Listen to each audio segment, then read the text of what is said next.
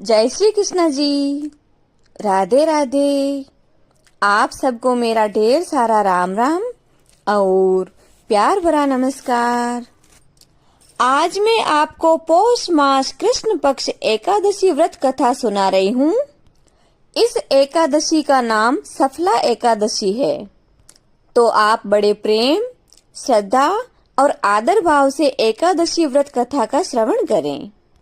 बोले श्री विष्णु भगवान की जय। एकादशी मैया की जय। धर्मराज युधिष्ठिर ने भगवान से पूछा कि हे जनार्दन, पौष मास कृष्ण पक्ष एकादशी का क्या नाम है और इस दिन किस देवता की पूजा की जाती है। भगवान कहने लगे कि हे धर्मराज, मैं तुम्हारे स्नेह के कारण तुमसे कहता हूँ कि एकादशी व्रत के अतिरिक्त मैं अधिक से अधिक दक्षिणा पाने वाले यज्ञ से भी प्रसन्न नहीं होता हूँ। अतः इसे अत्यंत ही भक्ति और श्रद्धा से युक्त होकर करें। हे राजन, अब पौष मास कृष्ण पक्ष एकादशी व्रत कथा का श्रवण करो। इस एकादशी का नाम सफला एकादशी है।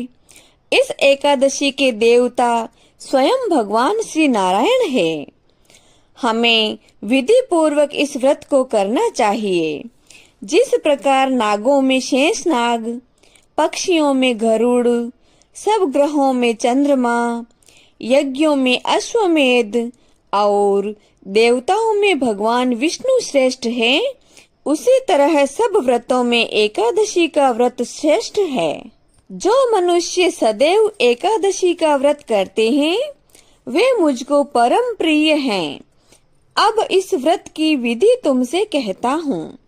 मेरी पूजा के लिए ऋतु के अनुकूल फल, नारियल, नींबू, नैवेद्य आदि 16 चीजों से मेरा पूजन करें।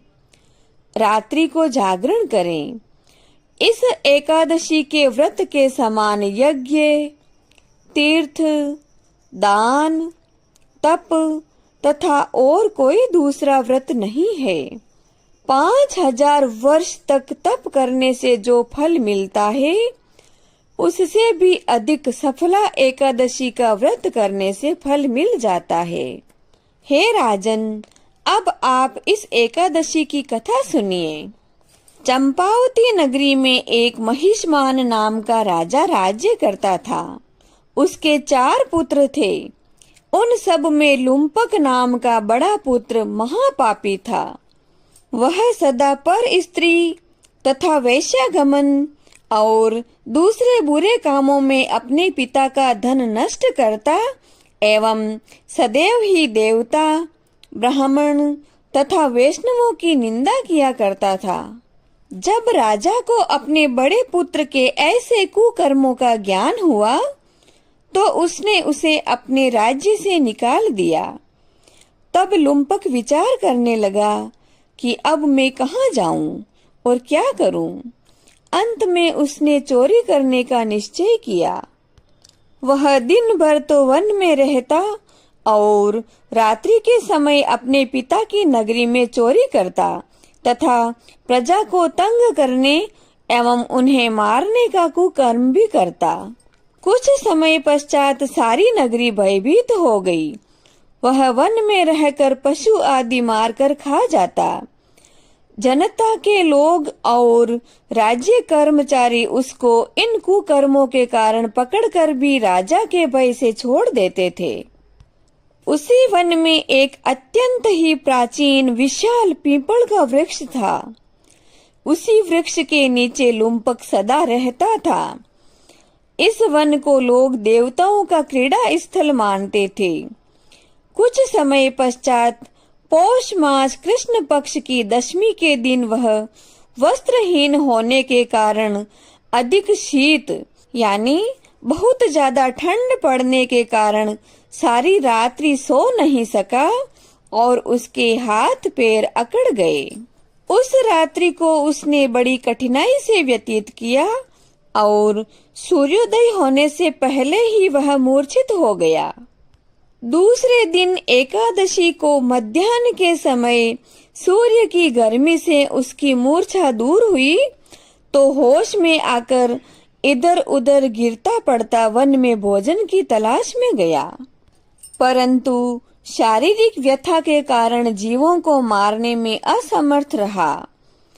इस कारण वृक्षों से गिरे हुए फलों को बीनकर अपने वृक्ष के नीचे लेकर आ गया। उस समय सूर्य भगवान अस्त हो गए थे, अतः उसने उन फलों को पीपल के वृक्ष के नीचे लाकर रख तो दिया, परंतु शारीरिक सामर्थ्यता न होने के कारण बहुत दुखी हुआ और रो रो कर कहने लगा कि हे भगवान, ये सब फल मैं तो नहीं खा सकता, अब आपके ही अर्पण हैं, आप ही इनसे तृप्त हो जाइए। उस रात्रि को दुख के मारे उसे नींद भी नहीं आई। इस उपवास और जागरण से भगवान अत्यंत ही प्रसन्न हुए तथा उसके सब पाप नष्ट हो गए। दूसरे दिन प्रातः काल के समय एक अति सुंदर घोड़ा अनेक सुंदर वस्तुओं से सजा हुआ उसके सामने आकर खड़ा हो गया तथा इसी समय आकाशवाणी हुई कि हे राजपुत्र, श्री नारायण जी की कृपा से तेरे सब पाप नष्ट हो गए हैं। अब तू अपने पिता के पास जाकर राज्य की प्राप्ति कर। ऐसी आकाशवाणी सुनकर वह बड़ा ही प्रसन्न हुआ और दिव्य वस्त्र धारण करके बोलने लगा कि हे भगवान, आपकी जय हो, आपको बारंबार नमस्कार, आपके श्री चरणों में मेरा वंदन। ऐसा कहकर अपने पिता के पास गया। उसके पिताजी ने बड़ी प्रसन्नता से उसे गले लगाया तथा समस्त राज्य उसको सौंपकर स्वयं वन का रास्ता ले लिया। पिताजी वन में तपस्या करने के लिए चले गए। अब लुम्पक शास्त्रानुसार राज्य करने लगा। उसके स्त्री, पुत्र और सारा कुटुंब ही भगवान नारायण के परम भक्त हो गए एवं वृद्ध होने पर वह भी अपने पुत्र को राज्य का कार्य सौंपकर तपस्या करने के लिए वन में चला गया। लुम्पक ने खूब तपस्या की और अंत समय में वैकुंठ लोक को प्राप्त हुआ। भगवान कहते हैं कि हे राजन, जो मनुष्य भक्ति पूर्वक सफला एकादशी का व्रत करते हैं उनको अंत में मुक्ति अवश्य ही मिल जाती है। जो मनुष्य इस सफला एकादशी का व्रत नहीं करते वे पूंछ और सींगों रहित पशु के समान हैं। इस सफला एकादशी के महात्म्य को पढ़ने अथवा सुनने से एवं सुनाने से मनुष्य को अश्वमेध यज्ञ के फल की प्राप्ति होती है। इति श्री पौष मास कृष्ण पक्ष एकादशी यानी सफला एकादशी व्रत कथा संपूर्णम। बोले श्री विष्णु भगवान की जय। एकादशी मैया की जय। प्रिय भक्तों, एकादशी व्रत कथा सुनने के बाद कमेंट बॉक्स में एकादशी मैया की जय जरूर बोलें और मेरी कहानियों के साथ जुड़े रहने के लिए मेरे चैनल को सब्सक्राइब करना न भूलें। जय श्री कृष्णा जी। राधे राधे।